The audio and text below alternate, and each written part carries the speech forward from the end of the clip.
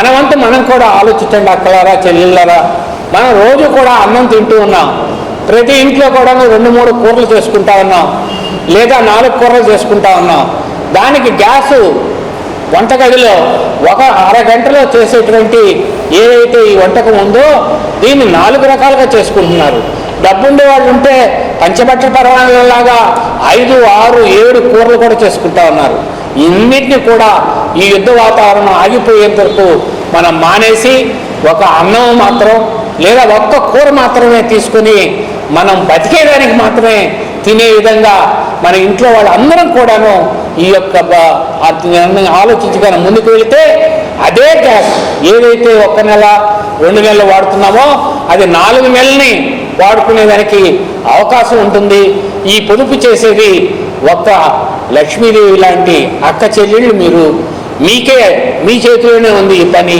కాబట్టి గ్యాస్ వాడకాన్ని కూడా పరిమితం చేసి చాలా ఒక్క పూట ఒక వంట అంటే అన్నము కూర ఒక్కటే.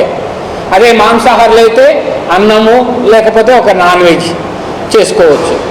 ఇది కాకుండా రొట్టెలు తినేవాళ్ళు ఉంటారు.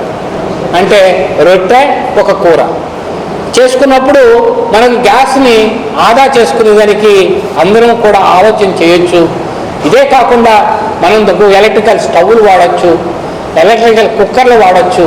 వీటన్నిటిని కూడా ఆలోచించి గ్యాస్ని ఎక్కువ వాడకుండా తక్కువ చేసి వాడుకున్నప్పుడైతే మనకు దిగుమతి కూడా వచ్చినటువంటి గ్యాస్ని కూడాను భవిష్యత్తులో కూడా ఈ యొక్క వాడకాన్ని తగ్గించుకుంటే మన విదేశ మారక ద్రవ్యం ఏదైతే ఉందో మనం డాలర్లతో కట్టి ఏదైతే తెచ్చుకుంటున్నామో వాటినన్నింటినీ కూడా మిగిలించుకొని ఈ దేశానికి మనం ఉపయోగపడిన వాళ్ళం అవుతాం.